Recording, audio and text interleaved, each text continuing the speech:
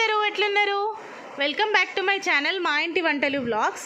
నా ఛానల్ని first time చూస్తున్న వాళ్ళైతే నా ఓల్డ్ వీడియోస్ కూడా చూసి నచ్చితే సబ్స్క్రైబ్ చేసుకోవడం మర్చిపోకండి. లైక్ చేయండి, షేర్ చేయండి, కామెంట్ కూడా చేయండి. పొద్దున్నే వెళ్ళి మా ఆయన ఫిష్ అయితే తీసుకొచ్చాడు. సో మనం ఇప్పుడు ఫిష్ కర్రీకి ప్రిపేర్ చేసుకుందాము. రీసెంట్గా యూట్యూబ్లో జుబేదా అలీ గారి ఛానల్లో ఒక ఫిష్ రెసిపీ చూసా. అది వారి అత్తగారి రెసిపీ అని, అది చాలా బాగుంటుందని ఆవిడ చేశారు. సో అదే రెసిపీ నేను ట్రై చేద్దాం అనుకుంటున్నా. సో దానికోసం ఫస్ట్ అయితే చిన్న ప్యాన్ పెట్టుకొని ఫస్ట్ అయితే మెంతులు ఫ్రై చేసుకుందాము చిటపటలాడేంత వరకు. తర్వాత కొంచెం ఆవాలు, కొంచెం జీలకర్ర కూడా అలాగే చిటపటలాడేంత వరకు ఫ్రై చేసుకొని పక్కకు పెట్టుకోండి. మిక్సీ జార్లోకి పెద్దగా కట్ చేసి ఫ్రై చేసుకున్న ఆనియన్స్ని వేసుకోండి. తర్వాత పెద్ద ముక్కలుగా కట్ చేసిన టమాటోల్ని కూడా అదే మిక్సీ జార్లోకి వేసుకొని మెత్తగా మిక్సీ పట్టుకోండి. ఇప్పుడు ఇవన్నీ కలిపి మెత్తగా మిక్సీ అయితే పట్టుకోవాలి. తర్వాత ఫిష్ పీసెస్ని నీట్గా వాష్ చేసుకోవాలి ఒక 2-3 టైమ్స్ సాల్ట్ వేసి. తర్వాత స్టవ్ మీద కడాయి పెట్టుకొని కొంచెం ఆయిల్ పోసుకోవాలి. ఆయిల్ ఎక్కువే పోసుకోవాలి, ఎందుకంటే ఫిష్ కర్రీకి ఎంత ఆయిల్ ఉంటే అంత టేస్టీగా ఉంటుంది. ఆయిల్ వేడెక్కాక కొంచెం కరివేపాకు వేసుకొని పచ్చిమిర్చి, చిన్న కట్ చేసిన ఆనియన్ ముక్కలు కూడా వేసుకుందాము. మన ఫిష్ కర్రీకి ఎప్పుడు కడాయి పెద్దగా ఉండాలి, లోతుగా ఉండకూడదు. అప్పుడే మనకు ఫిష్ కర్రీ బాగుంటుంది. తర్వాత ఇవన్నీ ఫ్రై అయిన తర్వాత మనం ఆల్రెడీ పేస్ట్ చేసి పెట్టుకున్నాం కదా, అవన్నీ ఆ పేస్ట్ అంతా ఇందులో వేసుకొని నూనె పైకి తేలేంత వరకు ఫ్రై చేసుకోవాలి.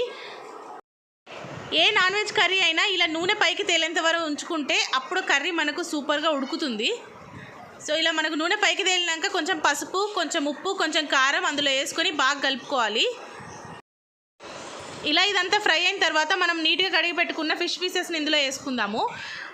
యాక్చువల్గా నా రెసిపీ ప్రకారం అయితే నేను ఫస్ట్ చింతపండు పులుసు వేసాక అది మరుగుతున్నప్పుడు అందులో ఫిష్ పీసెస్ వేసి ఒక 10 నిమిషాల నుంచి కొత్తిమీర అవి వేసుకుంటాను. కాకపోతే ఇది ఛానల్లో చూసానని చెప్పాను కదా, ఇది వాళ్ళ స్టైల్ రెసిపీ. సో ఇందులో ఫస్ట్ ఫిష్ పీసెస్ వేసుకొని తర్వాత చింతపండు పులుసు పోయాలి.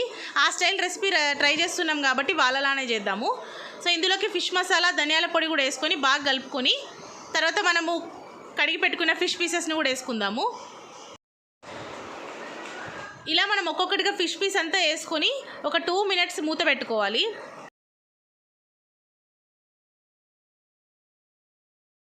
తర్వాత ముందుగానే నానబెట్టుకున్న చింతపండును బాగా మెత్తగా కడిగేసుకొని వాటర్ పోసుకొని పక్కన పెట్టుకోవాలి. ఇవి ఒక 2 మినిట్స్ ఉడికిపోయిన తర్వాత మనం చింతపండు పులుసు వీటి మీద పోసుకొని కార్నర్స్ని కొంచెం ఇలా కలుపుతూ ఉండాలి. మనం ముక్కకేం టచ్ అవ్వకుండా కార్నర్స్ కలుపుకుంటే మనకు ముక్క విరిగిపోకుండా ఉంటుంది. ఒక 5 నిమిషాలు మూత పెట్టుకున్న తర్వాత మనకు ఉడికిపోతున్నప్పుడు మళ్ళీ ఒక సైడ్ అన్నీ తిప్పేసుకుని మళ్ళీ ఒక 5 నిమిషాలు మూత పెట్టుకోవాలి. అంతే, 2 వైపులా తిప్పుకున్నాక మనకు ఉడికిపోయి పైనకు నూనె తేలుతున్నప్పుడు మనకు కూర అయితే రెడీ అయిపోయినట్టు. తర్వాత మనము ప్యాన్ పట్టుకొని ఇలా ఒకసారి ఊపుతూ ఉంటే మనకు చింతపండు అయితే మొత్తం కలిసిపోతుంది. ఎందుకంటే ఫిష్ పీసెస్ని మనం ఎక్కువ కదపకూడదు, చితికిపోతాయి అందులోనే. సో ఇలా పైకి నూనె తేలుతున్నప్పుడు మనకు కూర అయితే రెడీ అయిపోయింది. ఇలా ఒకసారి ప్యాన్ పట్టుకొని మొత్తం తిప్పేసిన తర్వాత కొత్తిమీర పైన గార్నిష్ కోసం చల్లుకుంటే కూర అయితే రెడీ అయిపోతుంది. వేడి ఫిష్ కర్రీ జుబేదా అలీ గారి ఛానల్లో చూసిన రెసిపీ. ఎలా ఉంటుందో టేస్ట్ చేసి చెప్తాను. నచ్చితే లైక్ చేయండి, కామెంట్ చేయండి, సబ్స్క్రైబ్ చేయడం అయితే మర్చిపోకండి. నా వీడియోస్ నచ్చితే పక్కన ఉన్న బెల్ బటన్ కూడా నొక్కండి. నేను ఏమైనా వీడియోలు అప్లోడ్ చేస్తే మీకు నోటిఫికేషన్స్ వస్తాయి. మళ్ళీ ఇంకో వీడియోతో మీ ముందుకు వస్తాను. Thank you so much.